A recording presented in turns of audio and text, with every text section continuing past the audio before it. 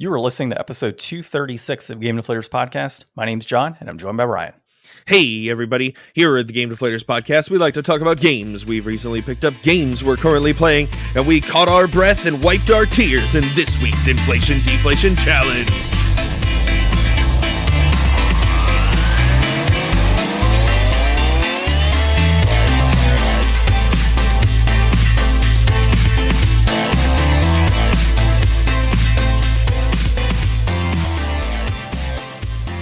So this week, Ryan is going to be talking a little bit about Tears of the Kingdom. So a very little bit. Like just a bit. Minuscule bit. Like just the smallest bit.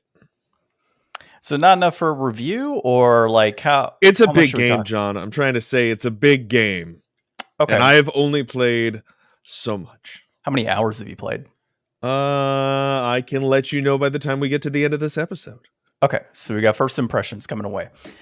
All right. Well, as always, you can find the Game Deflators podcast on thegamedeflators.com, our out-of-date website. You can find us on social media at Game Deflators on Twitter, at The Game Deflators on Instagram and Facebook. You can find us on YouTube. Search up The Game Deflators. And, of course, you can find us on the podcast application you are listening to right now. Leave us a 5-star review and leave us 5-star reviews on other apps. This is always nice. So, diving into our pickups. This week, Ryan, I got Hat in Time on the PS4. Nice. Very nice.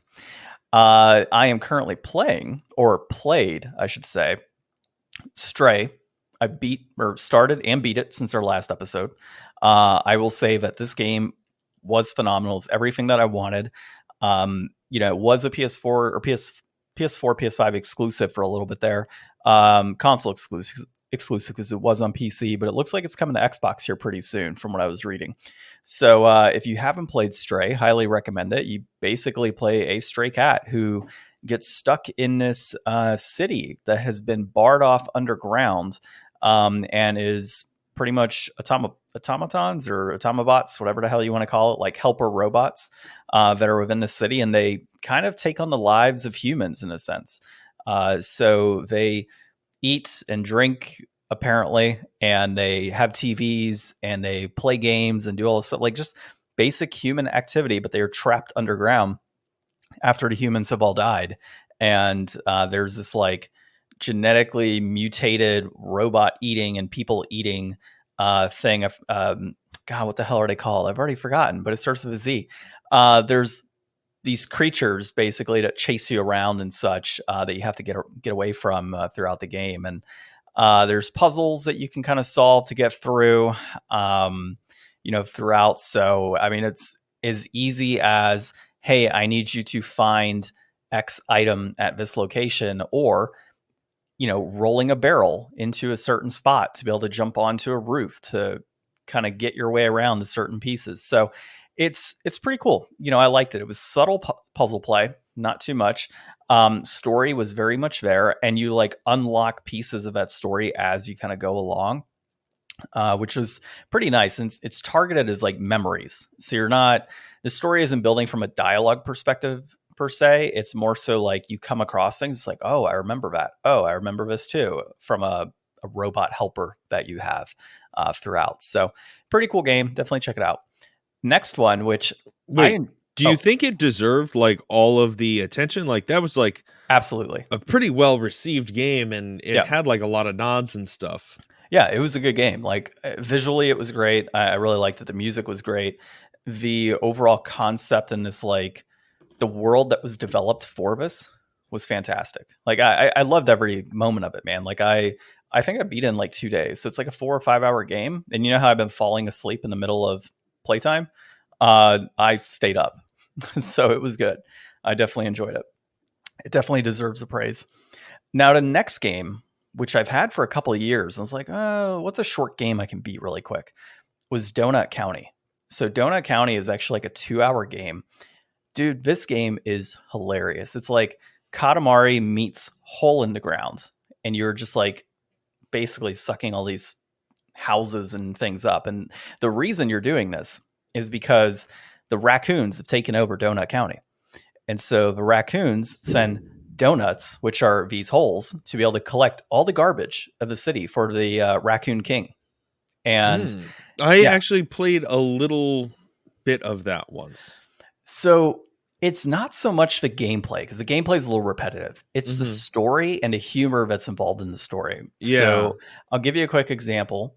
You're playing a raccoon BK, and you're all like 999 feet underground, basically. Like it starts from the very beginning, and it's telling the stories as to what the hell happened and why everybody's there.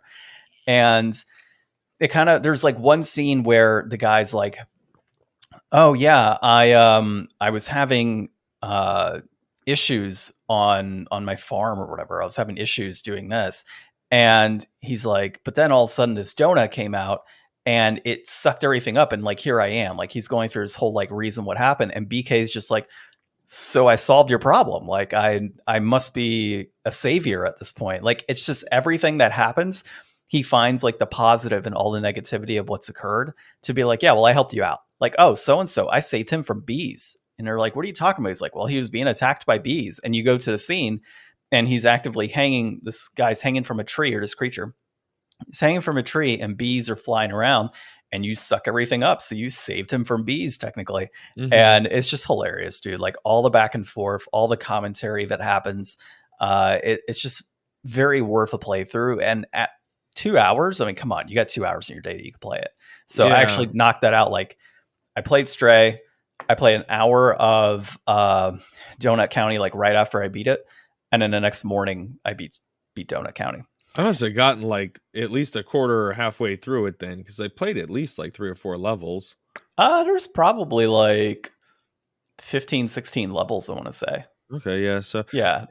that's Ben Esposito, and I know you're going to be talking about What Remains of Edith Finch as well. Yeah. So What Remains of Edith Finch, I actually started that the day my son was born. So we were at the hospital and I brought the Switch because, we didn't know how long things were going to take. And well, it took a while. So I think I played What Remains of Edith Finch, I want to say is like a 4-hour game, 5-hour game at most. So I actually purchased it digitally. So it wasn't about to pay the physical price for such a short game. And I got through quite a bit.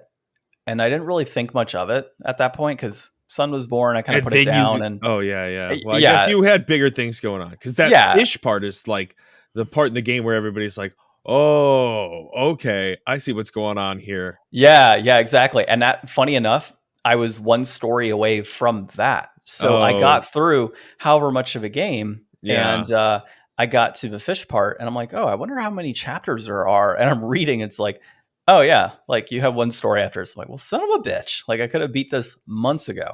But no, I mean, he was born and things have kind of gone from there. And I've picked up other games in between, obviously. But I just never picked that one back up till recently when I was like, well, it's a short game. I could finish it up. And I liked it. It was good. I mean, it's all story based, obviously. It's more so like kind of just a narrative that you're diving through. There's no real like gameplay. It's just kind of interacting with the different scenes and what's occurring. But yeah, the whole like Lewis story after that happened, I was like, oh, like what's happening here? And then they started diving into the grandma and what was happening on that front. I'm like, Mm-hmm. oh shit, like what the hell is up with this house? Yeah, it's such a And cool house and puzzle. It's definitely I think I probably talked about it when me and Bree played it. you We probably did. talked about it on the podcast, but like, yeah, that's a game that I can't recommend enough for people to go check out. He's got some other really awesome games that he's done too. Like, have you ever seen The Unfinished Swan? No, I haven't. Oh, that's a really cool game. And just like right off the bat, like how it gives you like the mechanic of the game and the setting of the game, it's like it's completely worth going in blind and just checking out yourself, because I was so taken with it when I had first played it a long time ago. I've got it on the Vita. I could bring it over and show you it to check it Okay. out. A digital copy is what you got? Yeah. And then he just did that Neon White game, which is a fantastic like speed run game. Nice. Yeah, I mean, overall, I enjoyed the game. I thought the story was pretty cool. I will say though, I don't recommend playing it on the Switch. So the Switch has like some really crazy like frame rate type of issues that come along with it that I just wasn't a huge like. Obviously, you're not a fan of frame rate issues to begin with, right? So it seemed kind of like handheld mode was okay.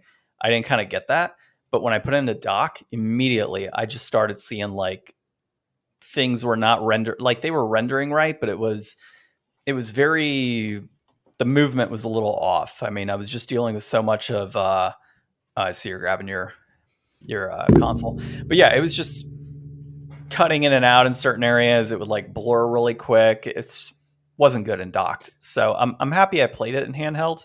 And actually I played Donut County in handheld as well, which is very odd of me. I very rarely play handheld for anything. And as of late, I just have, because I could take it upstairs before bed, play it, and then put it down. But that was it for me, man. So how about yourself on pickups? I can guess what it might be. Yeah, I mean, I have picked up Tears of the Kingdom, and I've been playing a little bit of handheld and a little bit of TV. I actually spent most of my time with my Switch playing in handheld, I think.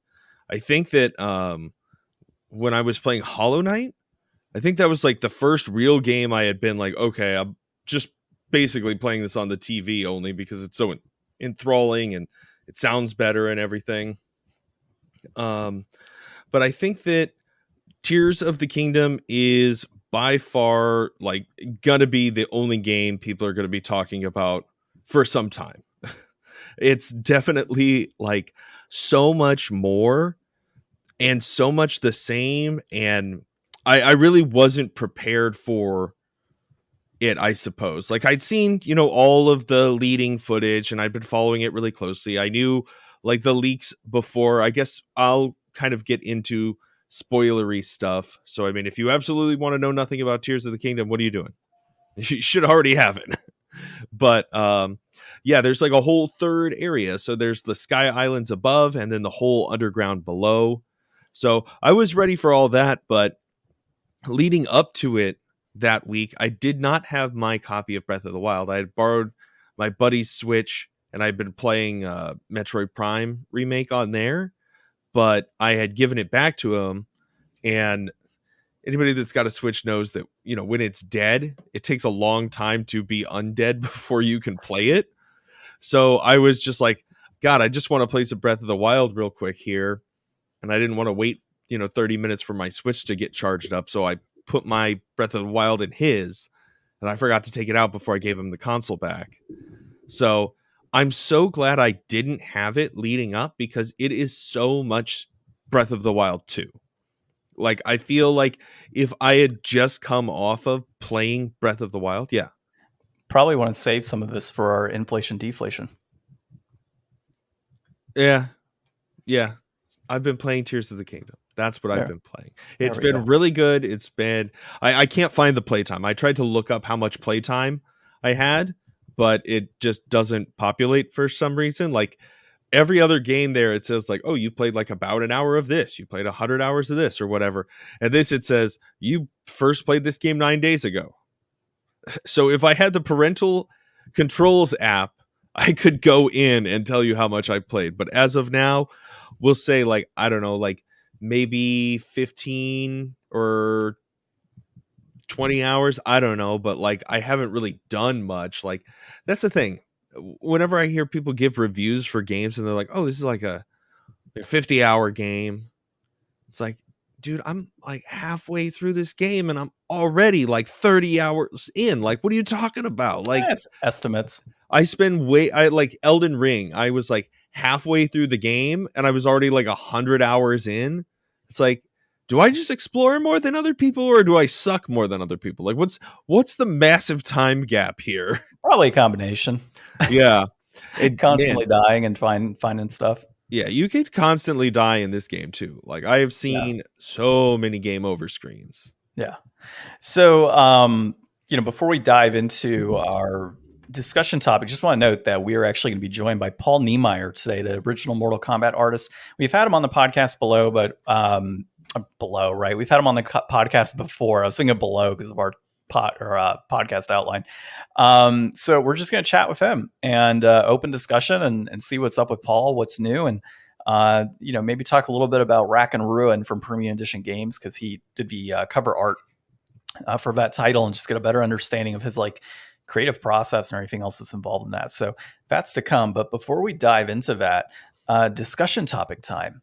I understand that you wanted to issue a challenge.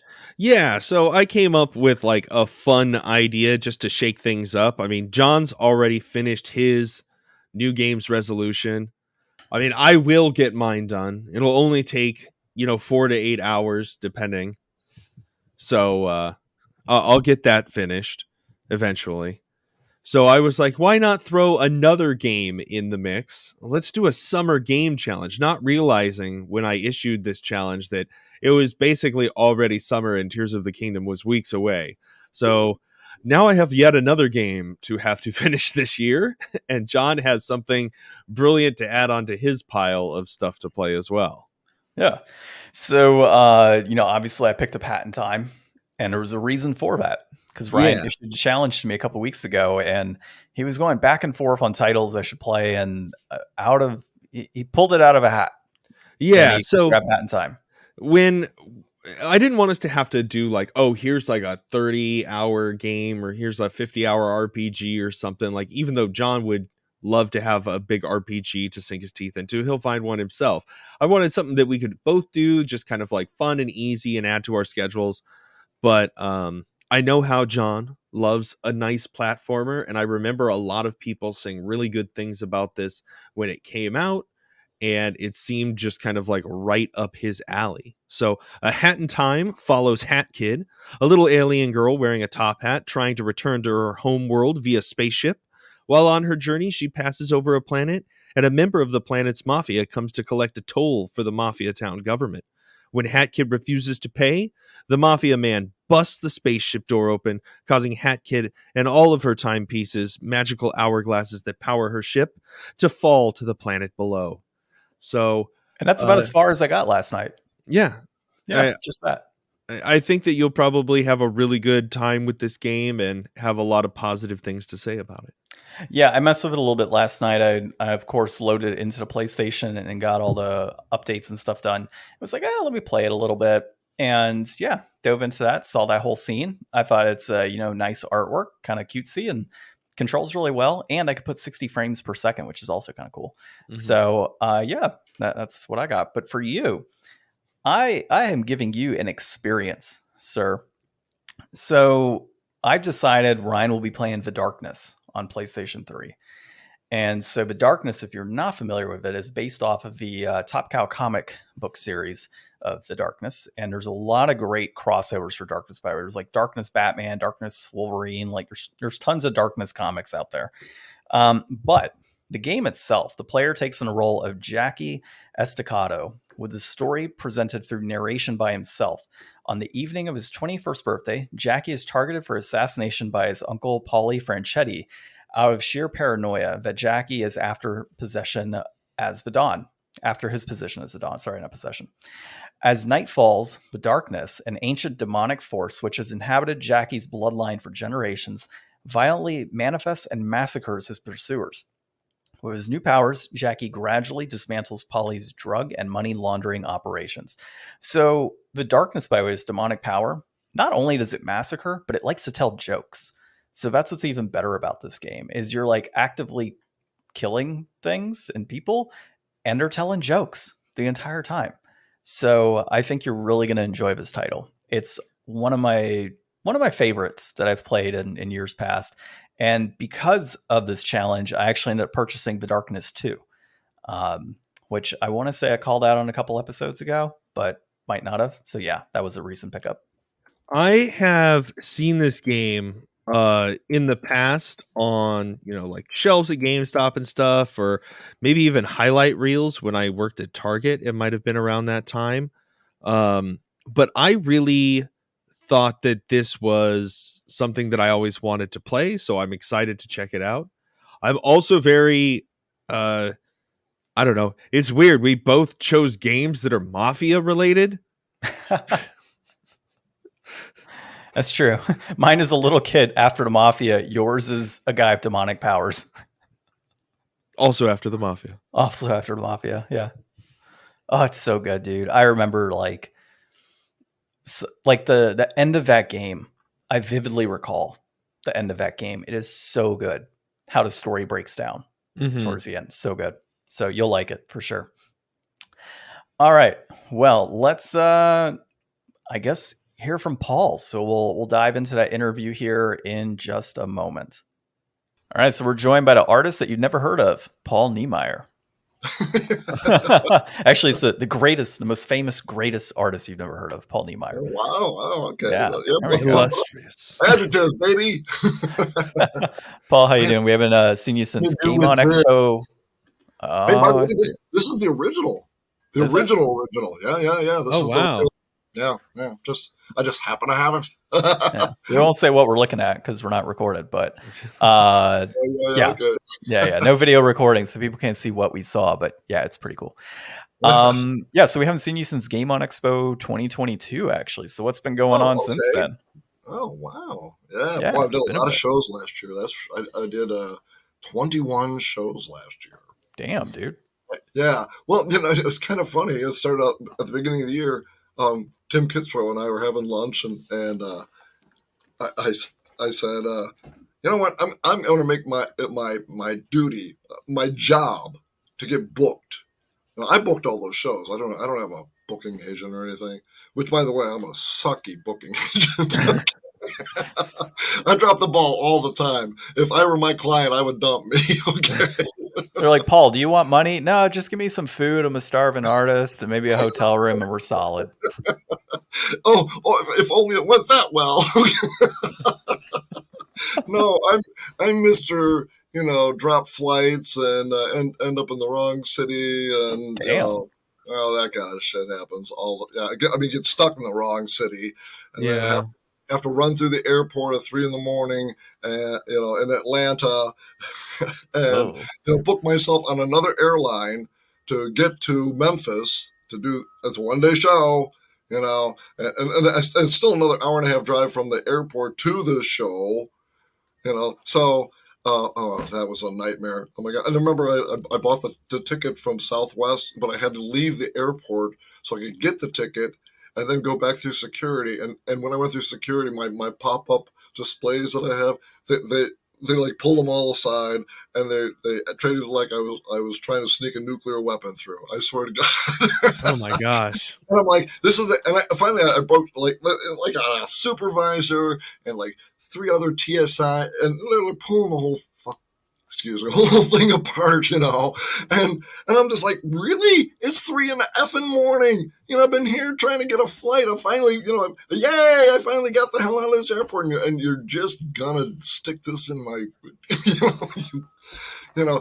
I finally blurted out. I said, Atlanta, probably the biggest airport in the world now, and you've never seen a pop-up display for a convention go through, not even once, right? Not even one. Right? Yeah. They've only been around 50 years, but somehow this one slipped past you. I don't know. Boy, you guys, good job. Great to know my tax dollars at work here. I mean, I was just unloading.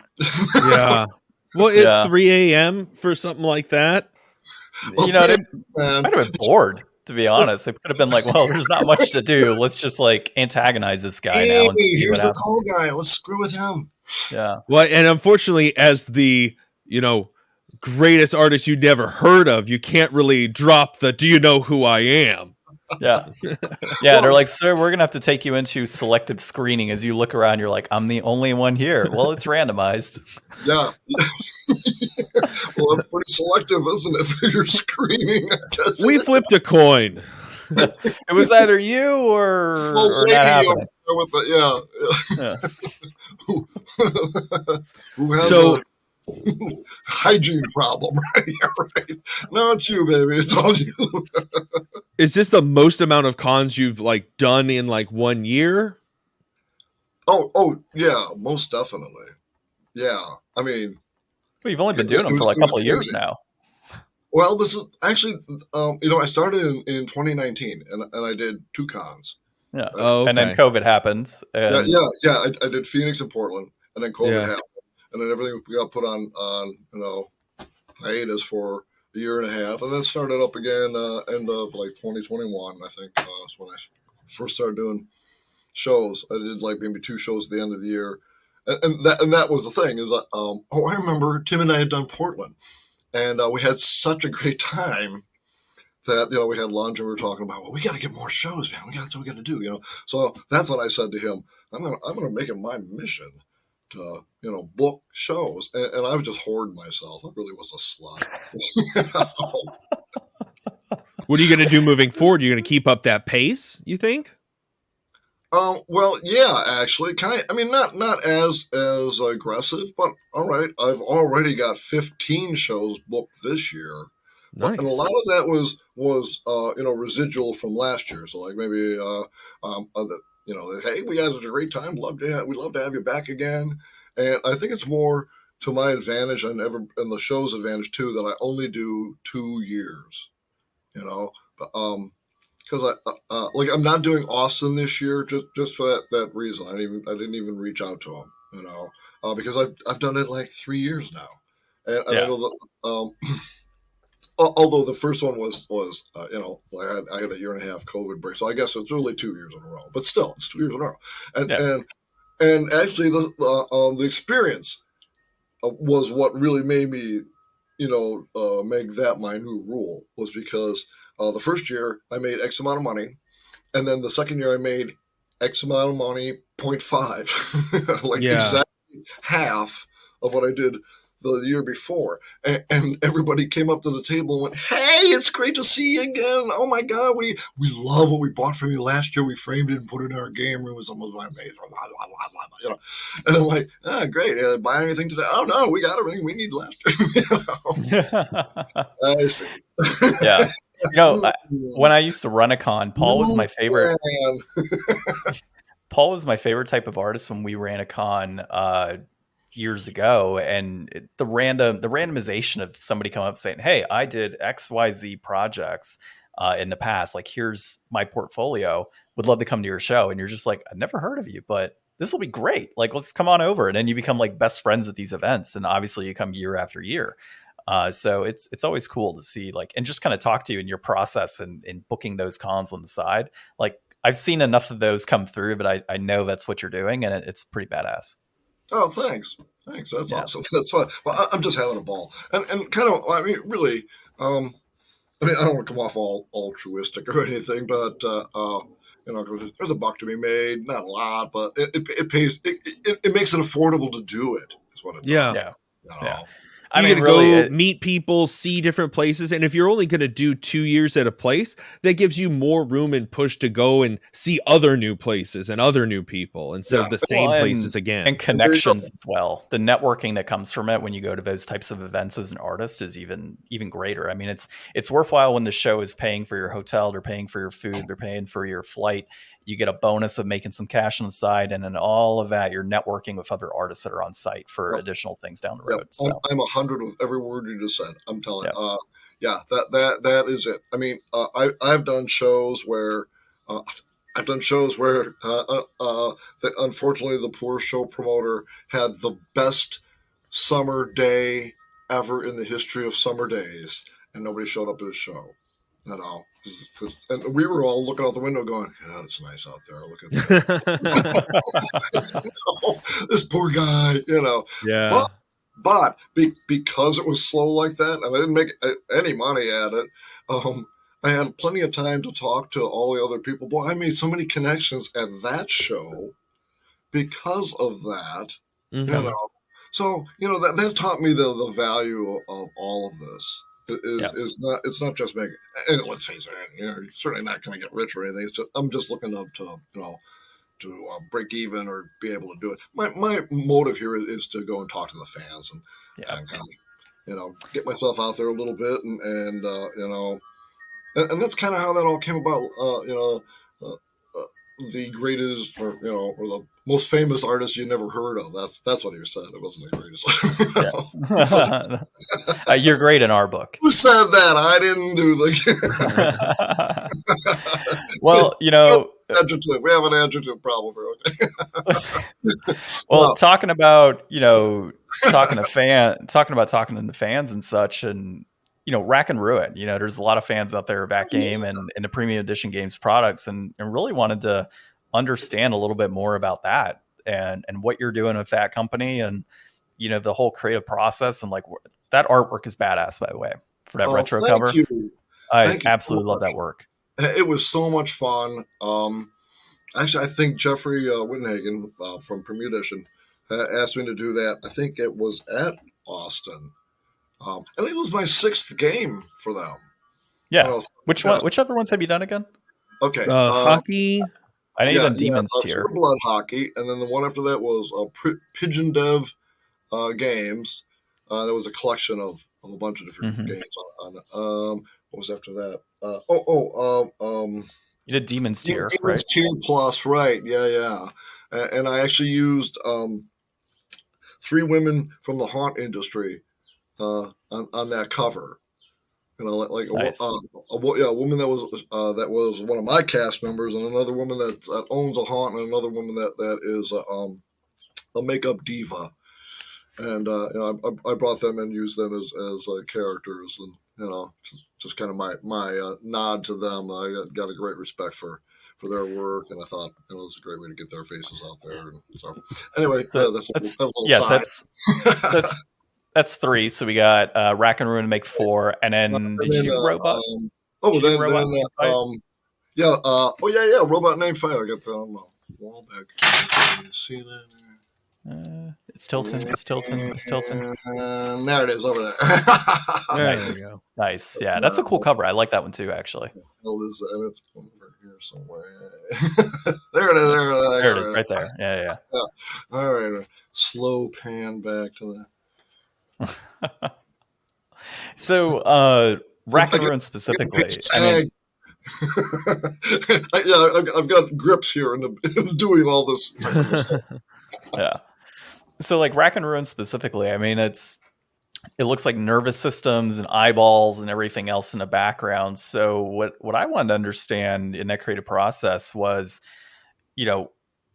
when Premium Edition approaches you and says, "Hey, we want you to do the cover art for this game," like what type of freedom do you have, and what direction did it give you from the start to say, like, obviously beyond the game, because obviously the game has artwork that's kind of already developed, right? And you're kind of going off of it, I imagine, but what kind of leeway do they give you to kind of just be an artist?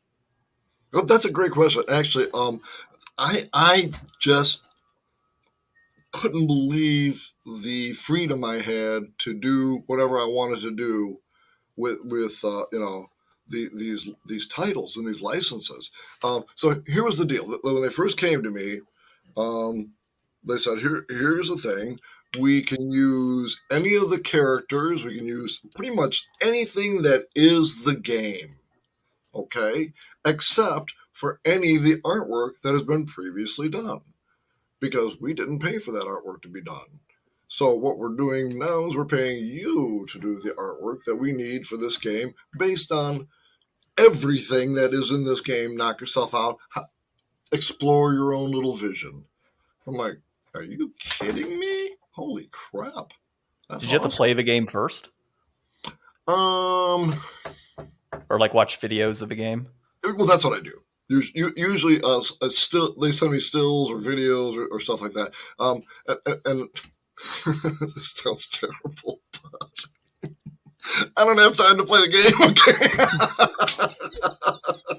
How awful is that? Here's the reality of being in the game industry. If you're doing art on the game and games, you're so busy doing the art that you're doing for the games, you don't have time to play games. Okay, it's funny. We got into the business because we like to play games. I never get to play games anymore. Yeah. What a shitty deal that was. Yeah, take the thing you love. You'll never work a day in your life. You'll also never play a day in your life. Oh, universe, thou art so cruel. Oh man. Yeah. So that's the reality of it. And you talk to any artist or designer, and how much time do they actually spend playing games? Hey, which kind of reminded me. This happened the other day. Doc Mack owns Galloping Ghost in Brookfield, the world's largest arcade. He was an amazing guy, but I wouldn't be here talking to you if it weren't for him. He's the guy that brought me out into the public and then got me noticed, and people started booking me for shows, blah, blah, blah, and et cetera. The whole thing snowballed. all because of him. So, and Tim Kitzrow, he can pretty much say the same thing, more or less. And so Doc did this great thing for us. He printed us all these translites for us. He did a bunch of Tron and Mortal Kombat translites for me. I'm giving those away. I would never sell those for profit of my own. So just want to state that right here. Lawyers, do you hear that? Okay, you got that? All right. Giving them away. I'm only selling my signature. All right, that's how that works. He gave them to us for a minor donation of $300. Like, I'm just kidding. Thanks for screwing with the process there. just shot everything I said in the foot. No, it was a donation, purely donation of my own will. Yeah, I wouldn't have gotten that in return. I wouldn't have gotten it. Yeah, right now there's an IRS agent going, did you declare that as a donation? You bastards. Yeah, look at that. I love that look. Oh, yeah. Oh, this audio. I forgot. You can't see the looks. Oh, damn it. All good. All good. People can imagine. Yeah. Slinky side eye. Okay, that was the look. Slinky side eye. Well, I'm gonna go hit a milk here, man. So you were mentioning with the Rack and Ruin piece that you have that flexibility, that freedom. You were kind of shocked that they allowed you to do that. So what kind of got you to create that specific design? Like, what was your thought process to make that happen? Well, okay. With that, and I approach every game that I do for them in the same way. Pretty much just go in. I see what artwork was done first, so I know what I don't want to do. All right. Okay. Here's a perfect example with Demon's Tier Plus. That one had kind of a real anime kind of or manga sort of a look to it. When the original artwork came out. So I decided to go more American comic book, like 80s kind of comic book look, and just kind of change it up a little bit.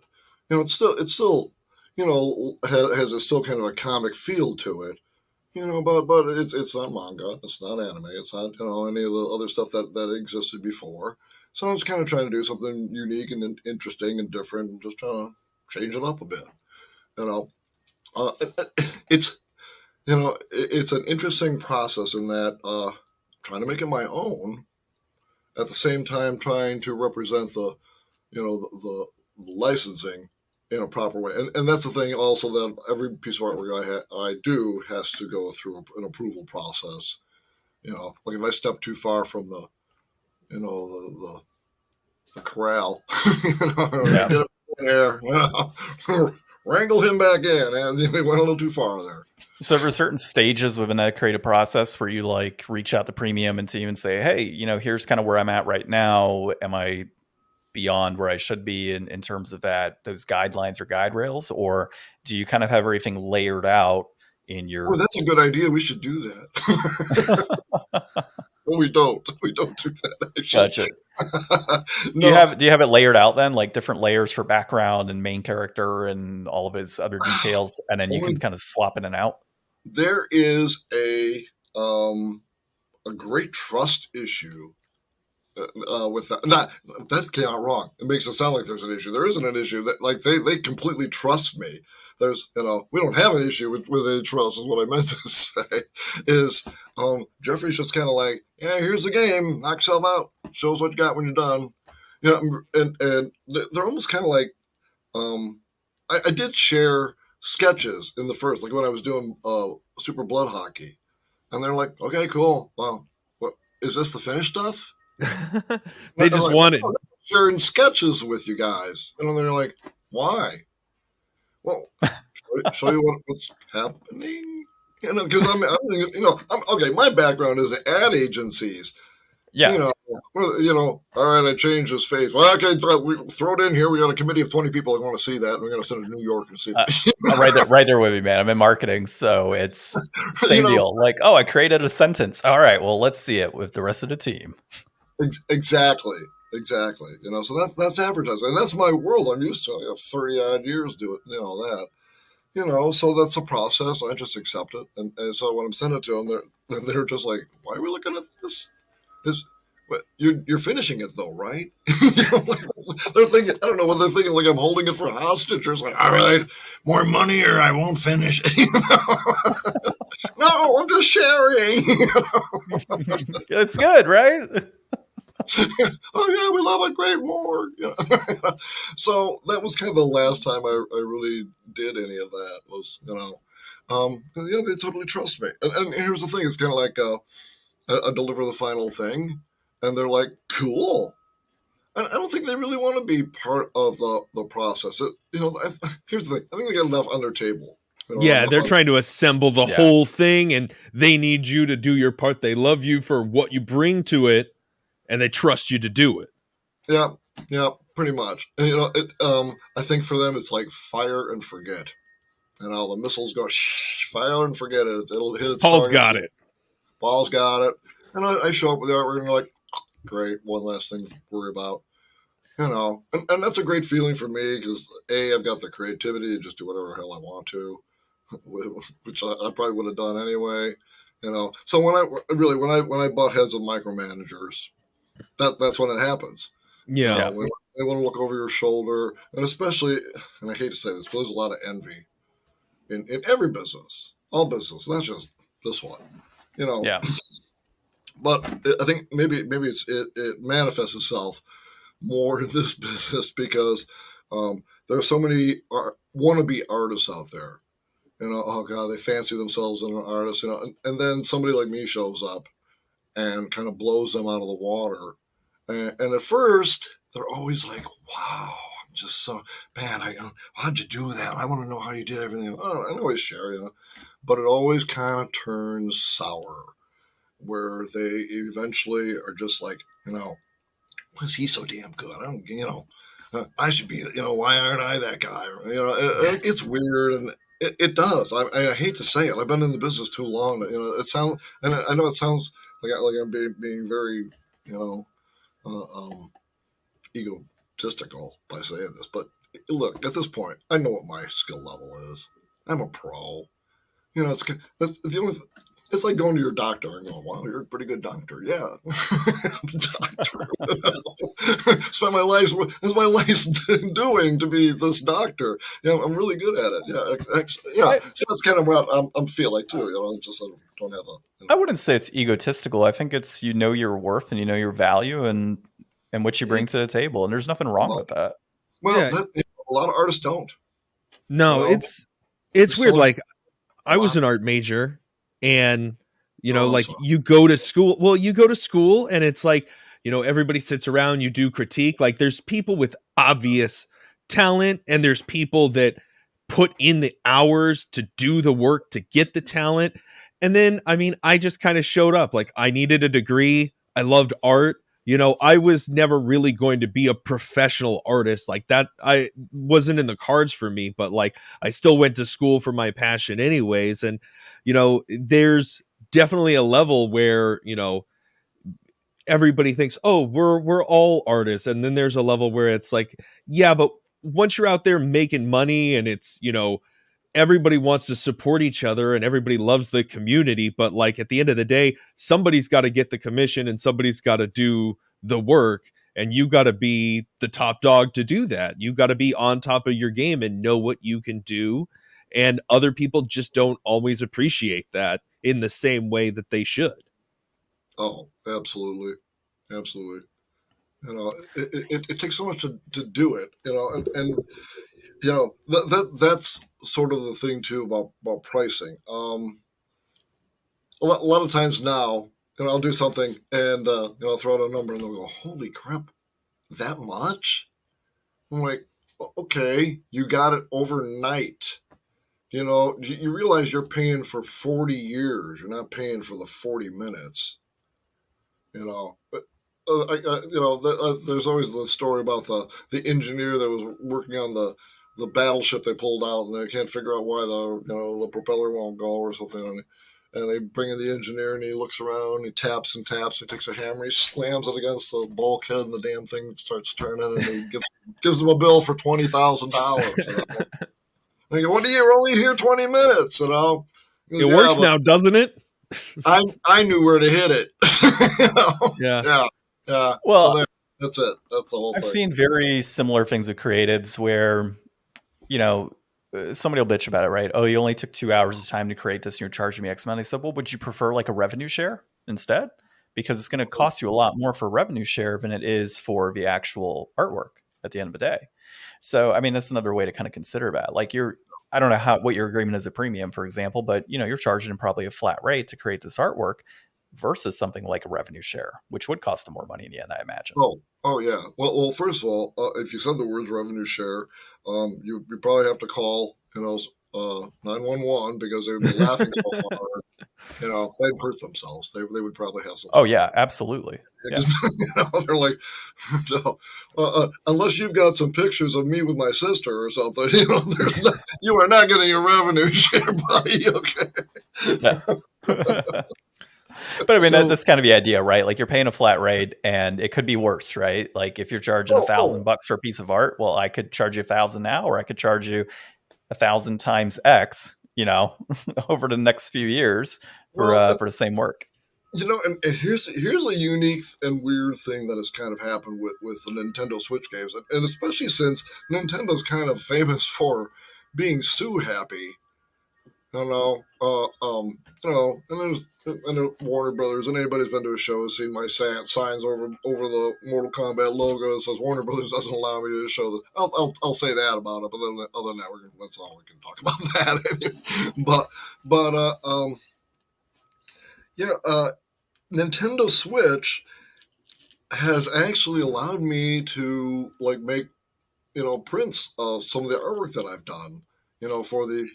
Yeah, and I can sell them at the shows. Not that I probably sold a handful of them, but it was part of the deal, Yeah. It was, which was just shocked me because it seemed like so contrary to their nature. Yeah. To allow something like this, but I think I believe Jeffrey probably worked that deal. I don't know this for a fact, but he's just a great guy. I love him. Mm-hmm. Yeah. So and we have a great. He's one of those people that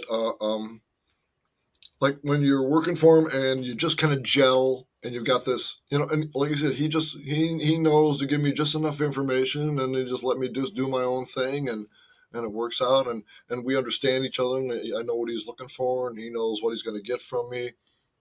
Really, just a great working relationship. That's so golden. Okay. Yeah. I'm doing, this is my 6th game. So we obviously have something. Mm-hmm. And now you got and they have some consistency with the type of artwork that's expected from their games, which is even cooler. Right. I mean, really, at the end of the day. And I try to change it up. I mean, each cover, it's obvious who that I did it. It's still my style, but I'm doing a completely different thing. Like one I want to do maybe like traditional illustration on it, or cartoon or. And you could tell when you look at like Super Blood Hockey, and you look at the Pigeon Dev games as well. Like that's a very specific art style that's tied in there. And then you look at Robot Named Fight. That's very different compared to what you did for the most recent one, Rack and Ruin. So they all you could tell it's Paul's art, but you've differentiated enough, like you said, that it's clear that it's a different type of art style. You made my day. Just saying that, you made my day because that is exactly what I was going for across the board. I just want to make sure that each one of them looks completely different. That was always my fear with Eagle games, is that I was doing all the artwork. I was afraid that the whole thing started looking like so much one guy's work. Well, let's dive into that. I mean, we didn't do our research. You just told us before the episode that you co-owned Eagle Games and did some board game work. A little bit, yeah. A lot of board game work. Yeah. I and a couple of guy, so I'm not going to mention names. It ended badly, and why is that? Why does everything in this? I'm seeing a common denominator here, Paul. And you're saying me? No, yeah, that's it. Secretly, my wife thinks that. Okay, That's the common denominator. Just going behind your back, like he's doing too much artwork here. We got to end it now. He's trouble. I've been with him, 24 years. He's trouble. I get it. I bet it's all him. Paul, you better watch out for all these buses driving by here. It's Chicago. They're not running buses. No. Oh my God. So talk to us about the board games. Yeah. Okay. So in 2000, we got together with a couple of guys. I've been working at a small boutique ad agency in Downers Grove, and the owner was good friends, or actually the owner's brother was best friends with the guy that started wants to start the company. And then I was kind of the missing component. They were like, oh boy, if only we had an artist that had a good history background and, knew science and had done a lot, and I was like, oh, you mean me? Because I'm a walking, talking encyclopedia on the Civil War. I go and lecture at high schools and colleges locally on the Civil War and World War II also. So I'm a big history guy and science guy too. I was actually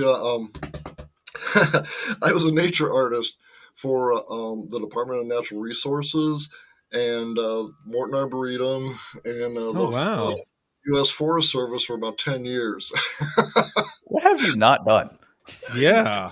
It's kind of, yeah. And it sounds like, oh, what a creative butterfly you are, flitting from creative flower to flower. Yeah, that's not what happened. Paycheck to paycheck. Thank you. Oh, so the artist, yeah, he gets it. Yeah, exactly. Yeah, it's, here's a job. It's paying, yes. And actually that all came out of, I belong to the Morton Arboretum Artist Guild. And, so they had a bunch of scientists that fancied that they weren't good artists, but they were great scientists. But it was a way for them to get out there. Well, then we kind of connected, and before I knew it, I was doing illustrations of oak trees and 20 trees indigenous to Illinois, and it was I've seen a lot of your art that's like sketches of like realism and such, and I really do enjoy those when I see those come up. Like you do a fantastic job on that stuff. Thanks. And I got to say that it keeps it all interesting. When it's because I'll go from that to going and doing some cartoons for a video game, and then after that I'm sculpting a giant volcano for a dinosaur park, and then after that I'm flying down to North Carolina to work on some haunted attraction. Then I'm building a fuselage of a crashed alien spaceship.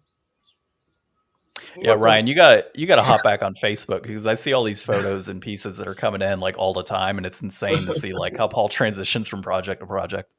Yeah, I mean that's the thing. When you can be a real artist, it's not just about like somebody who, and not to diminish anybody, like anybody who does art, like it's a challenge, and getting good at just one thing is hard enough. But like when you can give somebody a direction and they can say, what medium do you want that in? What style do you want that in? That's a real artist, is somebody who can do those transitions and tackle things from all different kinds of angles, because you put in the time and the work to do that, as opposed to somebody who just does one form of thing really well. They could get so good at that, but that versatility is incredible. And it's not like you're doing this stuff like you're doing really good work at the end of the day with all of these different projects. Thanks. Yeah. I'm a professional artist. I don't know if you heard. I never heard of you. You're Paul Niemeyer? Yeah, you're the most famous guy I've never heard of. See, I tied that in. Good night, everybody.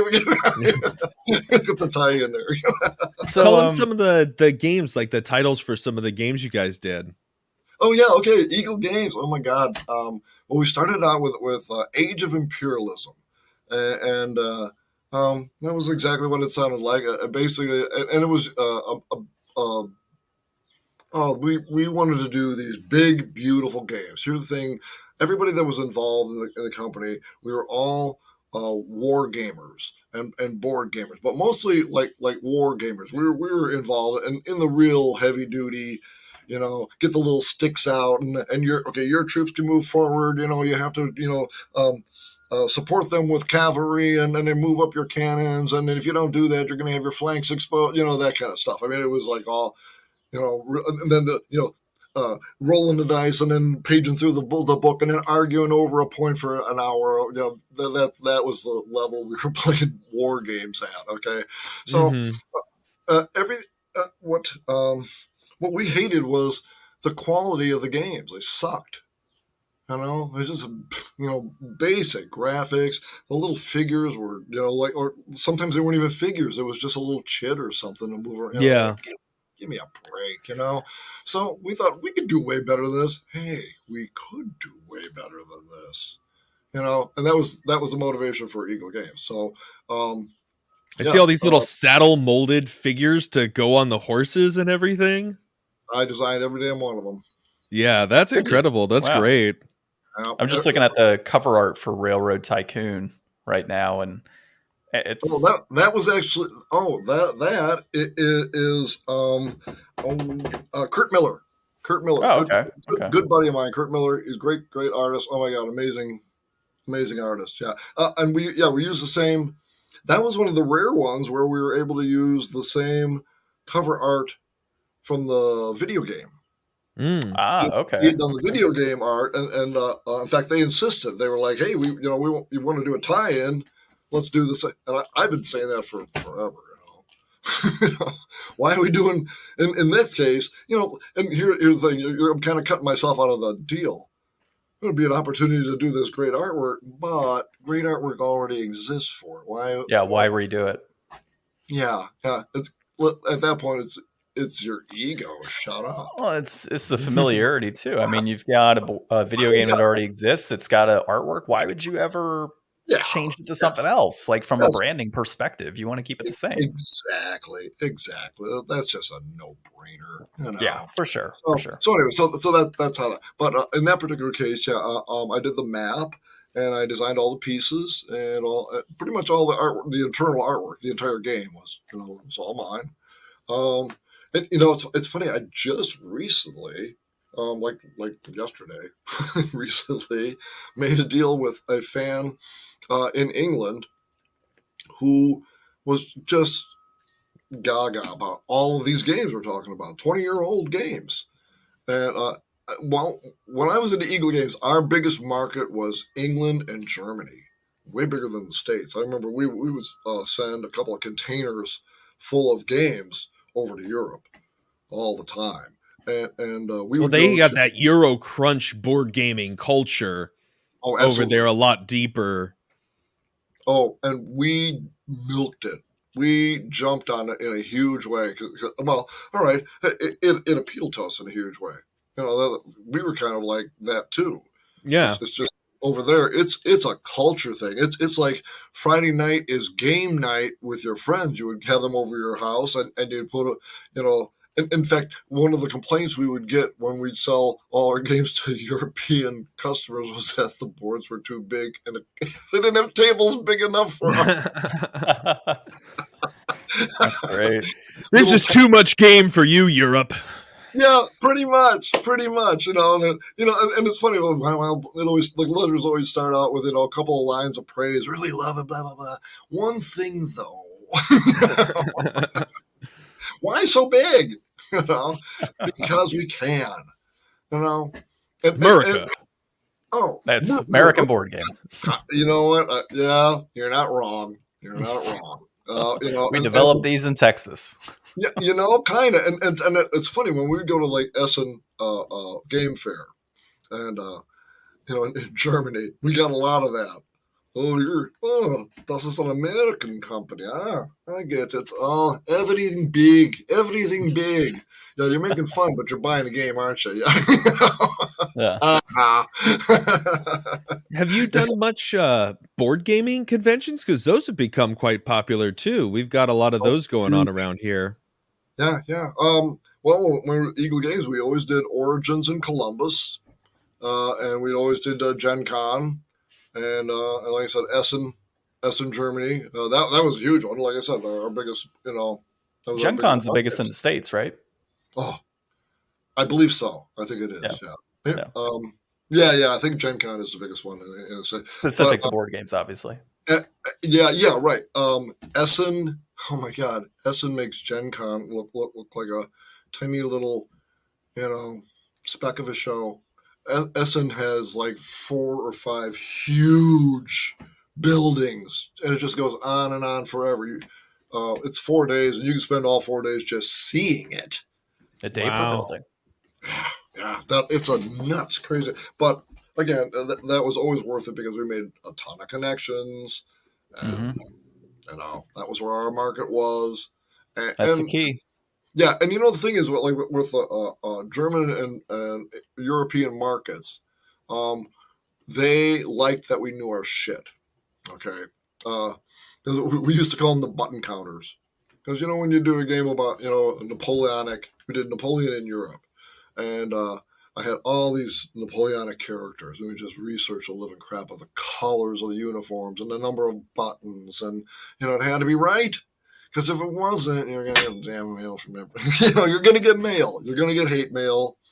Not hate mail, but, finger wagging. You should have done your research. And why didn't you? And we actually had, on the board, I had done a Russian infantryman that had a bedroll across his tunic. And somebody wrote, you don't have enough buttons. How could you tell? There's a bedroll across his tunic.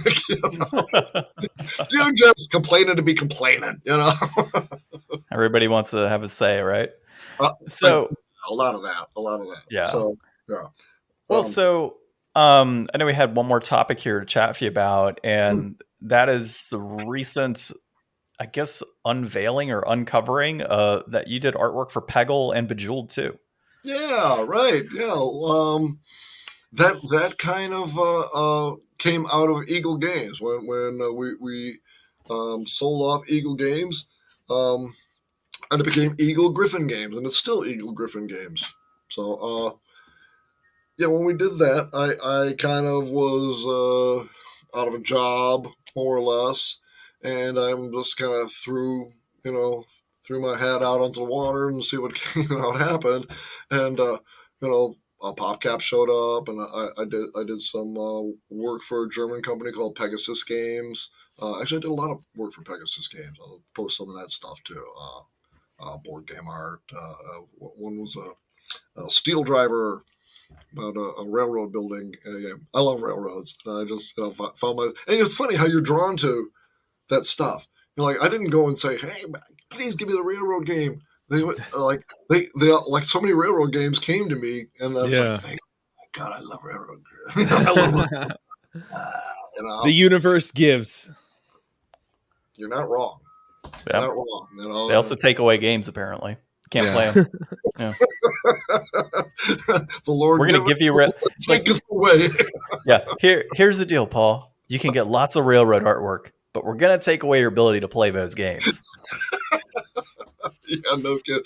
Okay. And the funny thing is, even at Eagle Games, when we were making those games, here's all of us, we love playing games, so that's why we're making these games. But then when we make this game, we would play test it to break it, not to have fun. Yeah.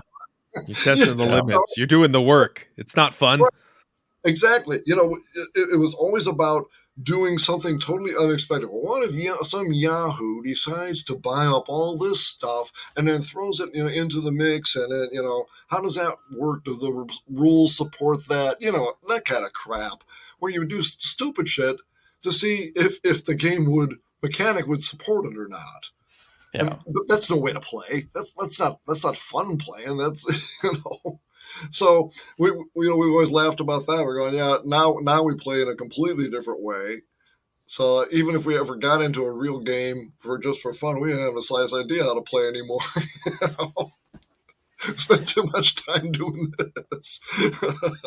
So with PopCap, like can you talk about some of the differences between like working for something like a PopCap versus working with like a premium edition games? Like obviously you had a lot of freedom of premium edition and your artwork and what you do, but with PopCap, what does that look like? Wow, that is, boy, what a great question. Those are about contrasting as you can get.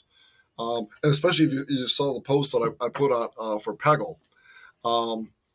You saw all the pencil sketches. I think I posted a dozen pencil sketches. In reality, there were around 30.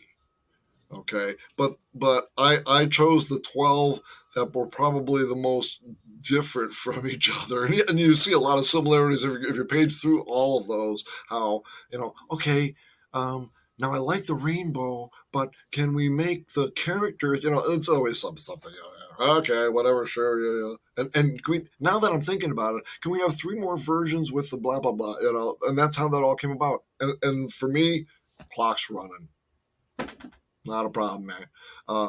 There's 2 different phases to every project. One is the design phase, and that one's on an hourly basis. Clock's running, baby. All right, because if you give a flat rate for design, you'll be there all year designing that. And, look what we're getting for the $500 or $2,000 or whatever the hell it is. Yeah, you'll earn that over and over and over again. So when the clock's running, boy, they're making decisions much faster. Yeah. But when you're working for a company like PopCap, where they want to see all the possibilities and they got plenty of money to throw at it and they really don't care, my kind of client, man. You know what? Those are the ad agencies. That's the ad agencies. That's how they work. Well, and they're passing that off to PopCap, right? So that ad agency is, I assume, a middleman that's contracting with you to kind of get those designs for PopCap, right? Yeah. And so they've got their rate that they're charging, I would imagine. Well, in this case, I was working directly with PopCap. Oh, okay. But what you just described happens a lot, where I'm a subcontractor to another subcontractor who got the job. Like let's say, especially in the ad agency business, where they'll pick up a gig and then they'll hire a boutique ad agency, and then that ad agency will have a kind of a stable of artists, and they'll say, "Hey, Paul's great for this. His style's perfect. Bring him on in," and that's how things happen. Mm-hmm. Yeah. So I'm pretty trickle down economics. Yep. to an extent. Let's call it segue. Segue economics. Trickle down has such a bad connotation. I know. I'm just messing around. God, you know what? That okay. Here goes my history crap. That goes back to the Harding administration, and Will help me. The great 1930s comedian. Can't help you there.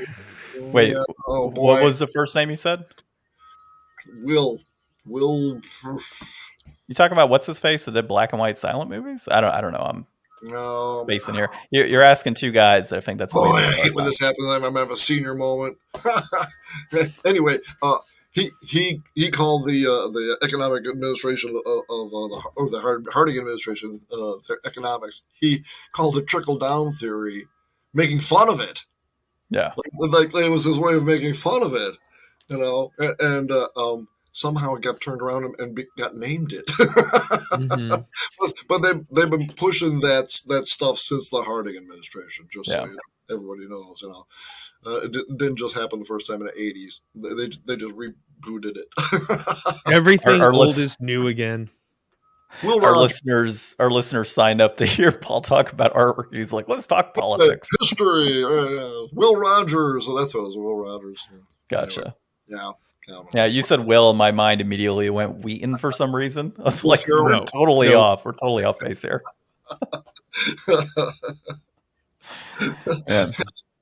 Yeah, I say Mark, you say Gruffalo, and I say Twain. Nice. So anything else on this PopCap stuff? Like, when you said, when I saw Bejeweled. I'm sorry, I got off the. No, you're good. When I saw Bejeweled, I was like, I remember my mom playing Bejeweled all the time, and I didn't realize that you were behind some of that art. Hey, you know what? Boy, I'll tell you, PopCap had the most dynamic business model ever. They literally, when I was first brought on, they kind of gave me a little spiel about here's who we are and here's what we think. This is our business model and how we're thinking. We want to make the game that a soccer mom can play for 5 minutes while she's waiting in the car for the kids, and be completely satisfied with those 5 minutes. Put it on pause, drive home, do whatever, and come back to it later, a week later, and start playing again, and not have any kind of interruption, not have some long timeline involved. Not, there's just a couple of racks that are easy to complete. They're a minute or two to actually do them, and they're fun, they're colorful, they're entertaining, they're engaging, and that's pretty much it. Soccer mom games. And boy, so they're to blame for my mom. Yeah, my mom being on the computer for hours at a time playing Bejeweled and me yelling like I need to use the computer for schoolwork. That's what it ended up being. Yeah. Yep. Well, with it, like they knew, They knew it was addicting. Yeah, that's right. And then on top of that, let's recycle the same process and change the jewels to be orbs, or let's change it to be little creatures or books or hats. Like same concept. And then they came up with Plants and Zombies. Where the hell, But okay, sure, why not? I worked peripherally on that a little bit. None of my artwork appears in the game, but there like some design stuff and some putzing around a little bit. So yeah, gotcha. It's not even worth really mentioning. Yeah, nice. Still, I mean, it's so cool. Every time we talk to you, Paul, I feel like we learn like, oh, there's this whole other aspect to Paul and what he's done and things that, a lot of people know about this. So I'm happy that we can, still help to kind of boost you and get the word out about Paul so everybody will know who Paul Niemeyer is. Oh, thanks. Well, like I said, most famous guy I never heard of. That's kind of what it felt like. Most famous, amazing, greatest artist you've never heard of. Remember, you got to add in all those adjectives. The check must have cleared, right? Yeah, it totally did. Yeah. There's more where that came from, buddy. All right. We're making that residual income on the side. All good.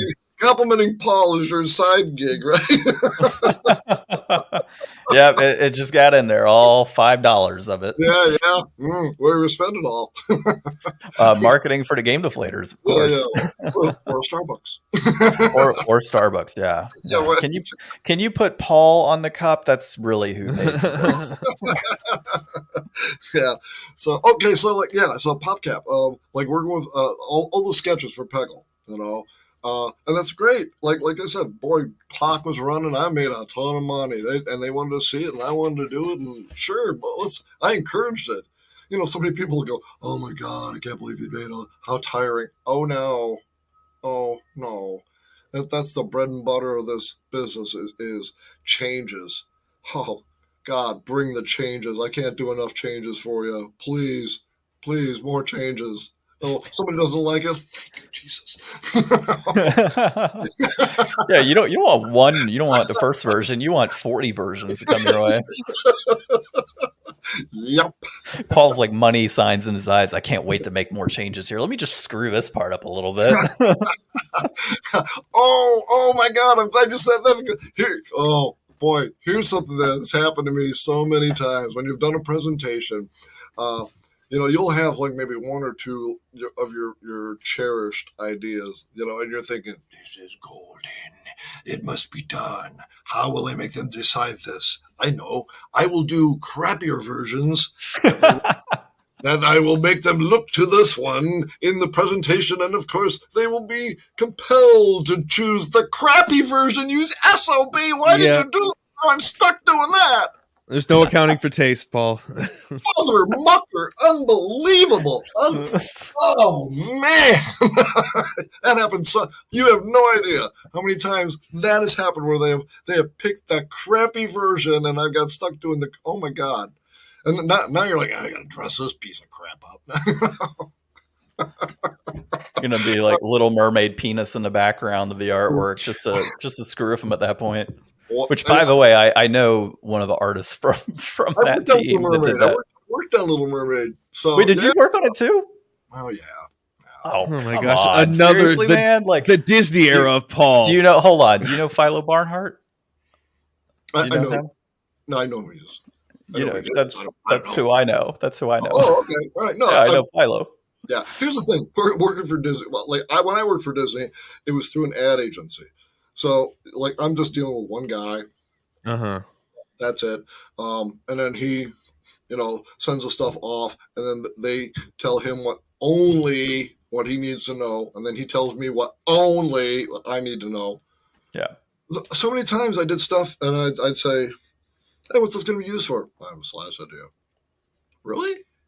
Yeah, I worked on a project for Disney called Golden Ball that was huge in Europe. Nobody ever heard of it here. But I was designing stuff for a European Disney project that went on for years. And there were tie-ins with the Jurassic Park. And what it was a big chocolate ball that was covered in gold foil. And you break it open, and sometimes we'd have like a chocolate dinosaur skeleton inside with like nougat and goo or something. I know what that is. I've eaten that before. Yeah. Okay, that was me. What the hell? So really, wow. Okay. Ridiculous. Yeah, right. So Golden Ball that was huge in Europe for a couple of years. There back in the 90s, it was. So.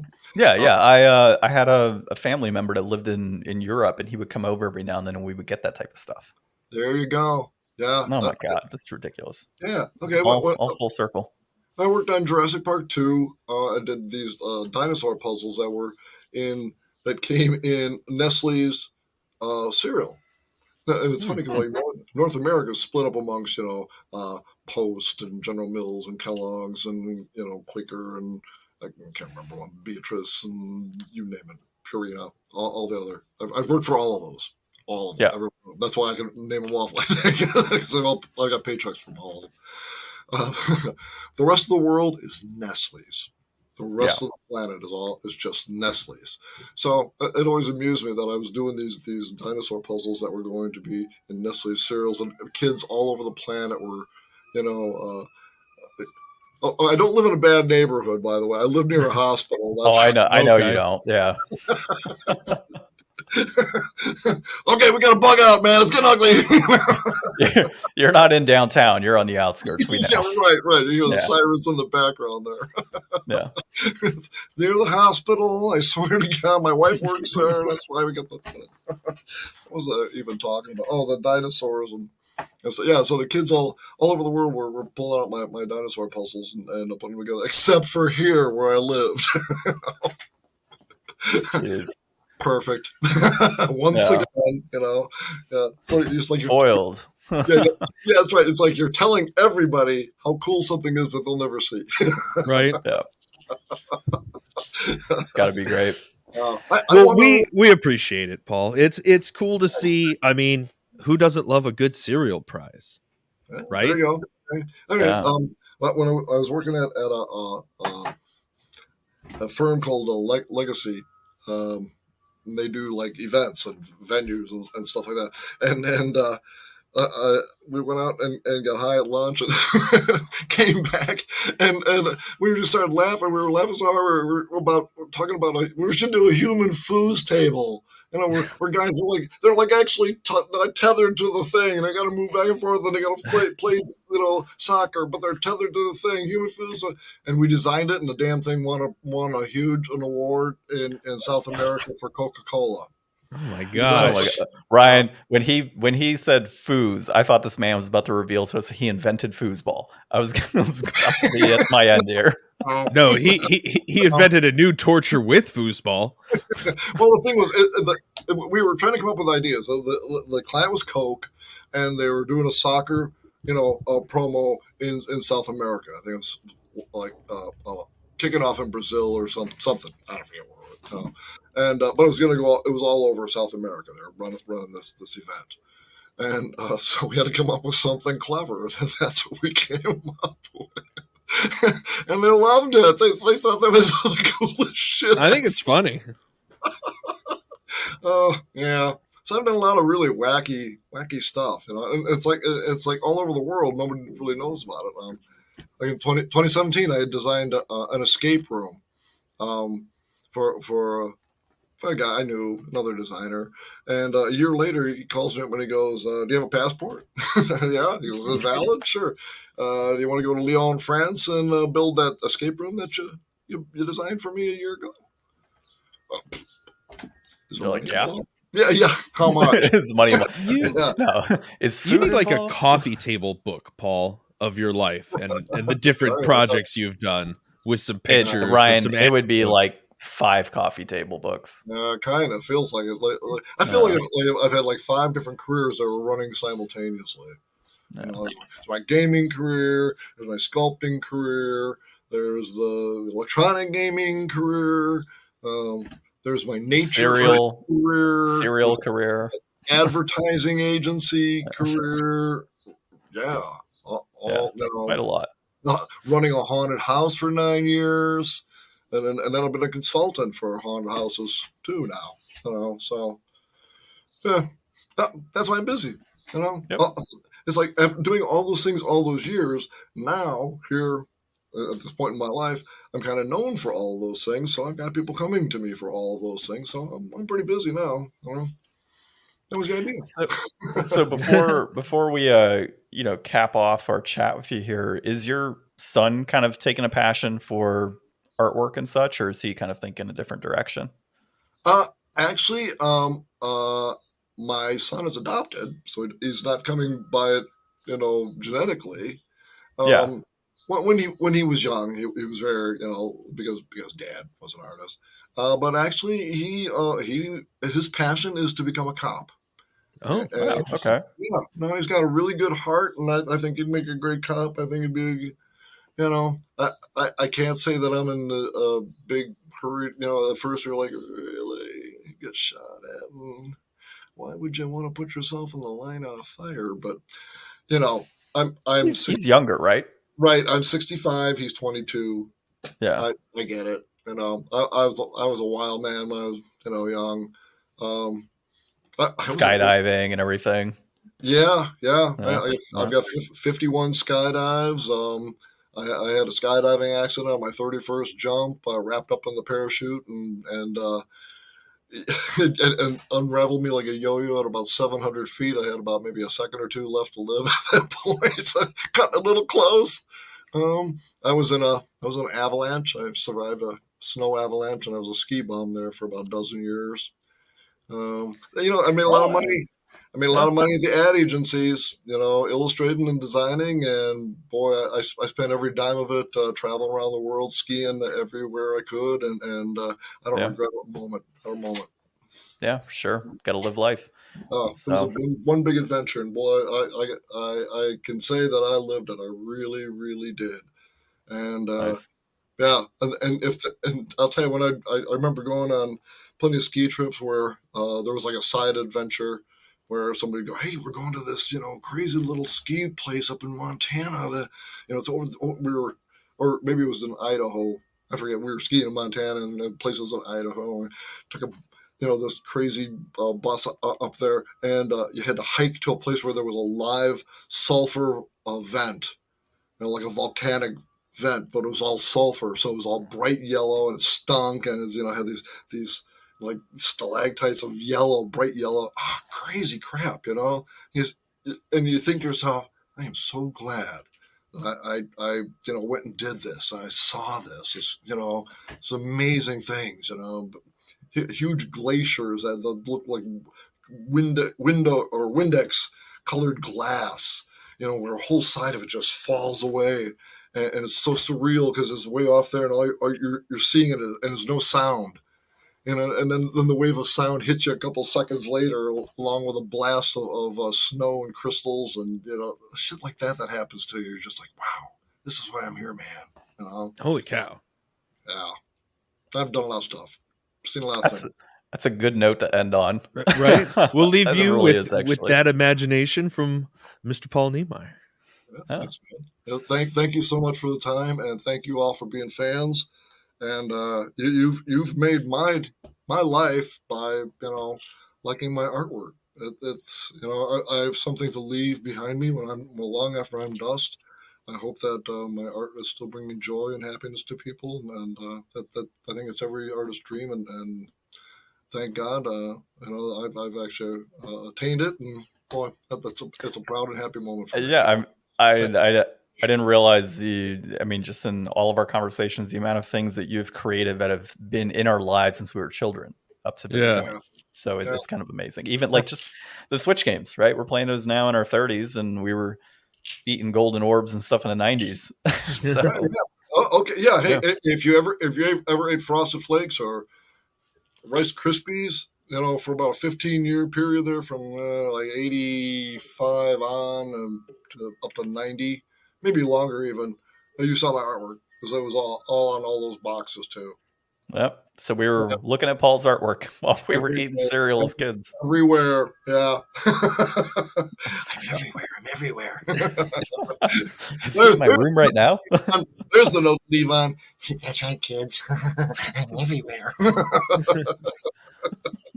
You weirdo. Man. Now that's the note to end on. Yeah. Everywhere. Yeah. You can't please everybody. You're not pizza. See, I'm pizza with pineapple. I look okay at first, but then you look closer, you're like, oh, there's something really wrong with this. There's your end. There's your end. Well, thanks, Paul. It. We'll have you back again someday, and enjoy. It was a pleasure. Thank you so much. Take care. Have a great day, guys. You too. You too. All right, so it was great to hear from Paul this week. Definitely enjoyed talking to him. He's a fantastic guy, and really just all about that creative process, man. Like we could probably go hours with Paul if we wanted to. I know when we saw him at Game On Expo last time, I felt like we probably could have sat there for a very long time with him, just chatting and not checking out anything else. I was just thinking about that earlier today. Like, I still haven't sharpened or bought a new knife since I gave him my knife and it spectacularly failed. Well, I did actually apply for Game On Expo again for media, so we'll see what happens there. Awesome. Maybe you can use your knife again to help out. I'll guests. have to arm myself better before then. Yeah. So it wasn't a good look for the Game Deflators, needless to say. But let's dive into our inflation deflation of the week, and that is The Legend of Zelda: Tears of the Kingdom, developed by Nintendo, published by Nintendo, directed by Hiromaru Fujibayashi. I actually got that. It was released, May 12th of 2023. It's an action-adventure game, and reception, Ryan, why'd you put a 9? It's 10s across the board, apparently. I'll leave it to you. Go ahead, Ryan. So, The Legend of Zelda: Tears of the Kingdom, I was talking about it a little bit earlier.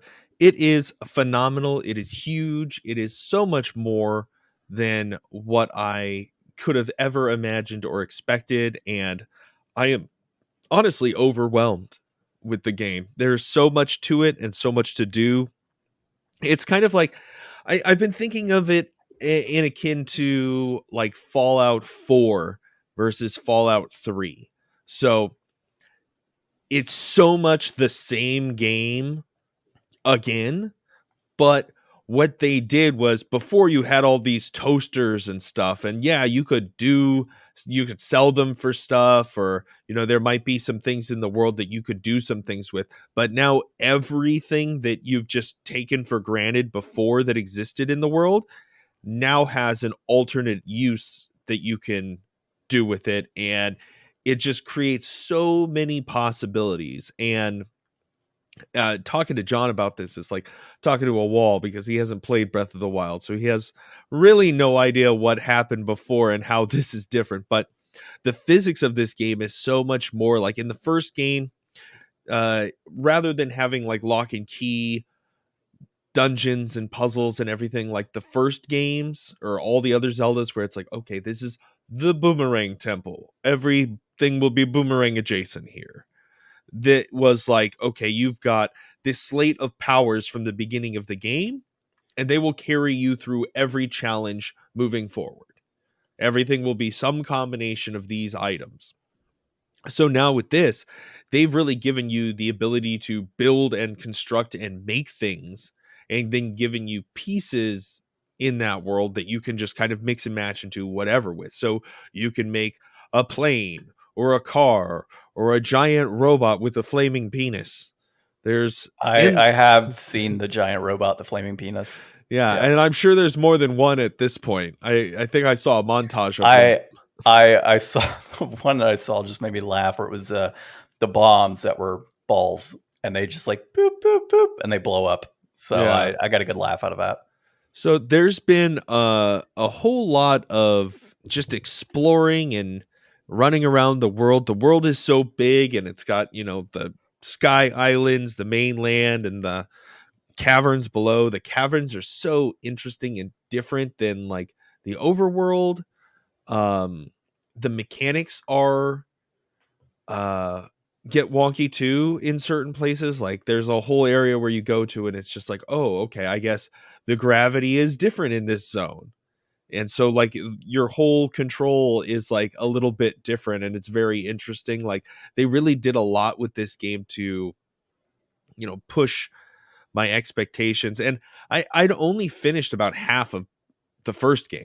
Like not even, because I only did 2 of the big temples and didn't do the final boss. So I guess I did like 2/5 of the first game, and I spent like so much time doing that. Well, Ryan, I mean, by your standards of gameplay, you basically beat it. Yeah, exactly. I know what's going on here. I saw the video on that. So nice. Yeah, that's my approach. I think that, for Nintendo's first like $70 game, I mean, it's definitely better than Redfall.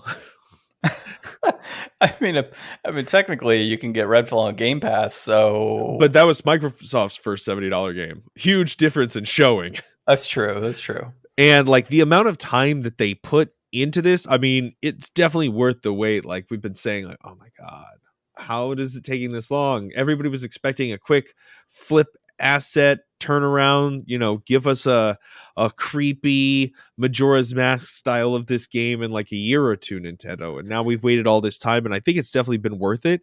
It's definitely got like some creepy stuff in it. Like it definitely feels a lot different to me than a lot of other Zeldas. Like it has kind of more of an edge to it that I think a lot of people will appreciate. There's this one enemy that is, it's like a group of like not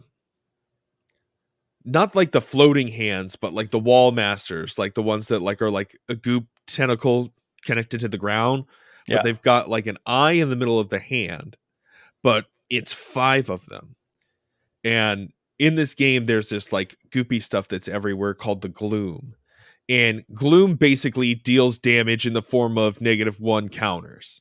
So you don't lose a heart, you get blocked out a heart. So you don't have that heart anymore, and you can't recover it either. You need like a special, recipe that has something that will restore gloom hearts. I appreciate you putting it into Magic the Gathering terminology for it, or for me to better understand. Yeah, well, I mean, it's basically like the whole thing. Like there's this gloom, and it takes your life like energy, not just like your health. So makes sense. Yeah, these things just like they're so manic and aggressive. Like they're scary. Like when they come at you, they just mob at you, and they just start draining all your hearts and grabbing you and shaking you around. It's so like violent, and they like screech. It's like there's some stuff in here like they could be scary for like younger audiences, I suppose. I don't know how old of an audience you need to be to play Zelda, but I mean, it's not like, I think it's got a teen rating. Yeah. I think this is gonna have something for everyone, basically, except for the people who don't like the weapon degradation, because that's back. I think it's a little bit alleviated. So like the other new mechanic, the fuse ability, allows you to basically, like I said, give every item a second property. You can put it on an arrow to use it as a projectile, to increase the arrow's damage, or to add an effect to the arrow. Like, for instance, an eyeball on the arrow will make it auto homing shot. By the way, it's rated E10+. Okay. Yeah, so you got to be 10 years old to play this game, Ryan. I can So see why. I don't know why you're playing it. I thought you were 9. Yeah, I wish. So a couple of things to note, for you here. I guess questions for me are, graphically, is it pretty much the same as Breath of the Wild? No, I Is would it say improved? I would say that it looks better, and I think that other people who have done deeper analysis have said so as well. Like, I think that it's a miracle what they've done with this game, and like, despite any like minor hiccups I've encountered, and I haven't been to some of the later areas, maybe it does get worse, but assuming any other patches come out, like I've already got downloaded 2 patches, I think. But like, it could potentially get better if the next Switch console is backwards compatible. Hopefully, we could see like some boost and everything. But like, I absolutely don't think there's anything really to complain about performance or graphics wise. I might have to play it on PC. I mean, I'm sure you can do that. Smarter people out there, I'm sure, have made that possible. 4K, 60 to 120 frames per second Zelda. I mean, what could go wrong? Right? Mm-hmm. Just a couple viruses on your PC. That's about it. But no, it's good stuff, man. So brass tacks, we'll just kind of go into this real quick. Is a complete in box is $69.99. It peaked at $69.99 and it's trending at $69.99. A digital console version is $69.99. But at GameStop, this was over a week ago, though, so I don't know if that's still around. How about this? At Sam's Club, it is $64.99.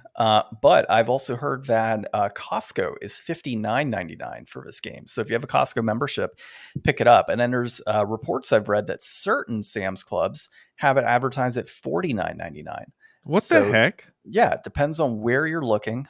So there might be a Sam's Club near you that has it cheaper. Costco, for sure, if you can get in person. Costco always has $10 discounts on Nintendo games, no matter what. I guess really? They get enough. Yeah. Yeah. Wow. You can go online right now to Costco's website and you can pick up Nintendo games that are normally $60 for $50. I did not know that. Yep. Yeah, that's the benefit of a membership, I guess, right? I got one of those. I just never go there. My wife goes there. Yeah, I go there all the time now for diapers and wipes and pet food and baby formula. Those are always what we go for. So, and recently looking for a TV. So hopefully we get a new TV.